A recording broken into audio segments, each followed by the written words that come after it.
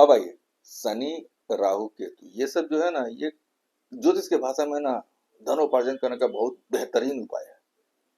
पूरी तरह से कोई भी आ जाए, अरे शनि है इसलिए ऐसे कर दो वो कर दो, और आप डर से वो सारा काम करेंगे कि भाई मेरा जीवन व्यवस्थित हो। लेकिन ऐसा नहीं है। इसमें है कि शनि और राहु या बाकी सब ग्रह अपने अपने समय अंतराल पे कभी कभी शुभ होते हैं, कभी कभी अशुभ होते हैं, लेकिन जिस चीज से आदमी को डर होता है मैं उसके बारे में विवेचना कर रहा हूँ, आपको बता रहा हूँ कि शनि और राहु का। शनि अगर लगन भाव में प्रथम भाव में होता है तो वो अशुभ होता है, क्योंकि वो हमें आलस्य और नकारात्मकता प्रदान करता है, निगेटिविटी देता है। दूसरे भाव में धन भाव में होता है तो वो भी अशुभ होता है, क्योंकि वो परिवार से संबंध खराब करता है, क्यों करता है।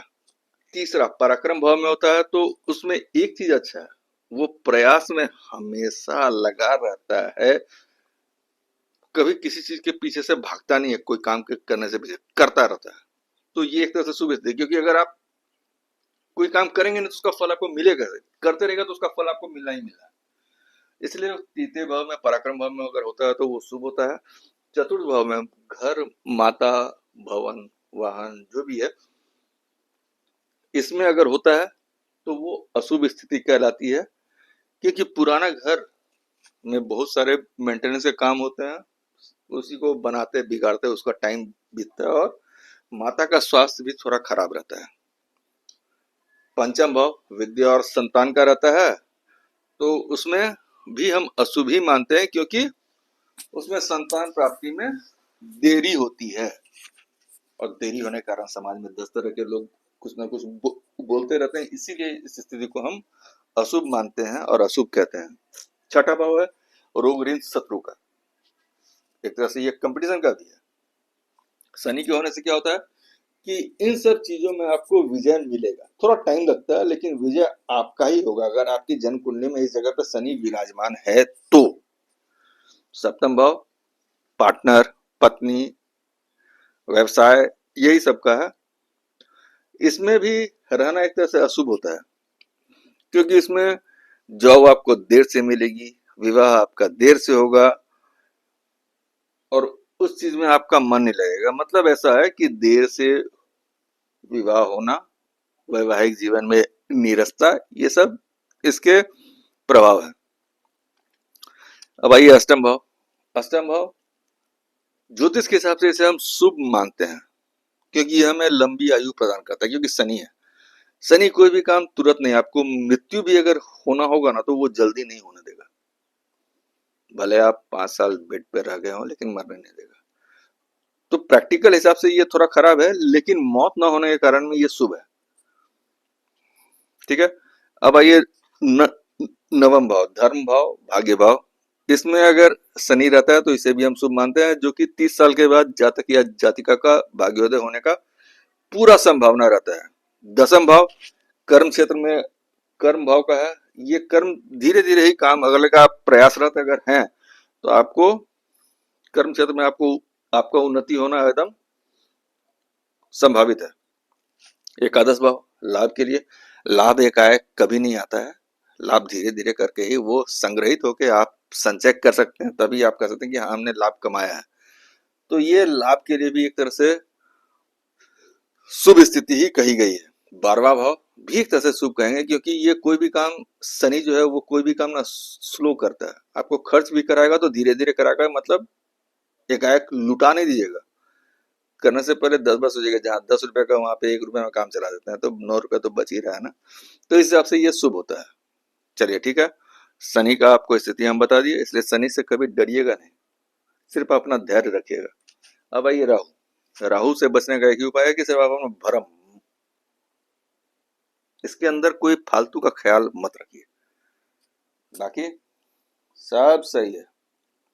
अगर ये प्रथम भाव लगन भाव में है तो ये अशुभ स्थिति है, क्योंकि ये हमारी मानसिकता को बदलता है और खुद से दूर करने में ये सक्षम होता है, और हम दिखावे की दुनिया में चल जाते हैं। दूसरे भाव में अगर आता है तो ये शुभ स्थिति है, क्योंकि हम वाणी में चतुर होते हैं, डिप्लोमेटिक लैंग्वेज का यूज करके अपना काम निकाल सकते हैं, और हमें अचानक से धन की प्राप्ति भी हो सकती है कभी ना कभी, और एक ही स्रोत से नहीं, किसी भी स्रोत से आएगा। आप हम सोचे भी नहीं होंगे कि हम कोई स्रोत से कभी करके रखे होंगे, वहां से आ गया। तो उस हिसाब से ये फायदेमंद भी है। तीसरा में अगर है तो भी शुभ कहेंगे, क्योंकि हमको रिस्क लेने की क्षमता यही दिलाएगा।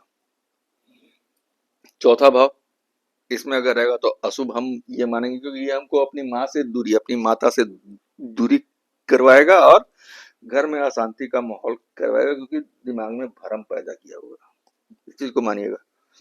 पांचवा भाव में होगा तो भी हम अशुभ मानेंगे। इसमें हम प्रेम में धोखा खा सकते हैं, संतान से परेशानी होगी, सब भ्रम के ऊपर है। और हम जीवन में भटकते रहेंगे कि हमारे लिए ये अच्छा नहीं है, वो अच्छा नहीं है, वो अच्छा नहीं है, वो अच्छा नहीं है, उस चक्कर में। अब आइए छठा भाव, इसमें शुभ मानेंगे। इसमें शत्रु, कोट, रोग पर हम विजय किसी भी हाल में पाएंगे। तो रोग ऋण शत्रु का भाव है, इसलिए बोल रहा हूँ। सप्तम भाव में अशुभ स्थिति है। वैवाहिक जीवन में तनाव हो सकता है, हम अपने पार्टनर से धोखा खा सकते हैं, और गलत रिश्ते में उलझ सकते हैं, या गलत रिश्ते के कारण भटक सकते हैं। ठीक है। अब आइए अष्टम भाव, यह है मृत्यु का भाव।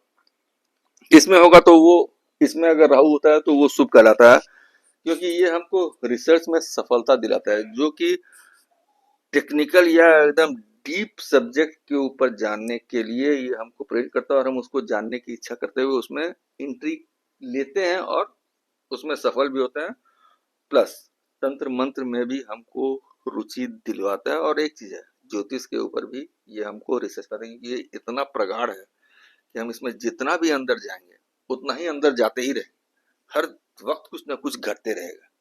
इसीलिए हम जैसे विश्लेषक एक पॉइंट, माने अपना एक कंक्लूजन निकाल के उस पॉइंट को मिला के चलते हैं कि तकरीबन मैक्सिमम आपके टारगेट या आपके गोल या आपके प्रारब्ध तक आपको पहुंचा दें। बाकी ईश्वर की माया है, लेकिन संभावना व्यक्त कर देते हैं। चलिए ठीक है। नवम भाव भाग्य भाव में होता है तो भी इसे हम अशुभ मानते हैं, क्योंकि हमको इसमें किसी गुरु का साथ मिलना असंभव दिखता है। कोई हमको सिखाने वाला होता नहीं है, और अपने ही डिसीजन में हम उलझे हुए रहते हैं। ठीक है। दसम भाव जो कर्म भाव है, इसमें अगर है तो वो शुभ होता है, क्योंकि इसमें अचानक से ग्रोथ, प्रमोशन, इंक्रीमेंट सब मिलने की चांसेस होती है। राजनीति में सफलता भी हमको राहु के कारण ही मिलता है, और अगर राहु दसम भाव में है तो हमारी सारी इच्छाएं पूर्ण भी करवाता है। एकादश भाव ये भी शुभ स्थिति है, क्योंकि इससे हमको अपने उच्च अधिकारियों से लाभ भी मिलता है। ठीक है। द्वादश भाव में है तो ये मेरे लिए अशुभ है, क्योंकि इसमें हम भ्रम की स्थिति में, अगर कोई भी इंसान हो, अगर वो ज्यादा सपने देखता है या ज्यादा कुछ सोचते रहता है और भी ऊट पटांग, तो उसको नींद नहीं आएगी। नींद नहीं आएगी, स्वास्थ्य खराब होगा, स्वास्थ्य खराब होगा तो जीवन खराब होगा, ऐसी चीजें। और प्लस वो फालतू का खर्च भी करते रहता है। तो मतलब आप समझ गए हो कि शनि या राहु अगर किसी कोने से अगर खराब अगर कोई बोलता है, तो वो बहुत से कोने से मेरे लिए अच्छा भी है। माने जिस जिस घर को लोग, जिस जिस भाव को कोई भी ज्योतिष खराब कहता है, अगर उस भाव में ये राहु और शनि अगर में से कोई भी एक रह गया, या दोनों की दृष्टि पड़ रही है, तब तो भाई माशाअल्लाह, ईश्वर मेहरबान तो इंसान पहलवान। कहने का मतलब यह है, तो चिंता किसी से नहीं, समय समय की बात है, और समय समय के अंतराल पे समय चेंज भी होता है। सिर्फ अपने कर्म करते रहें और धैर्य बना के रखें, होना है और होके रहेगा। धैर्य हार गए और कर्म छोड़ दिए तो कुछ नहीं मिलने वाला है। अगले अध्याय में, अगले वीडियो में मैं आपको तृतीय भाव में 12 राशियों के बारे में, 12 तृतीय भाव में 12 राशियों के होने के सारे प्रभाव बताऊंगा।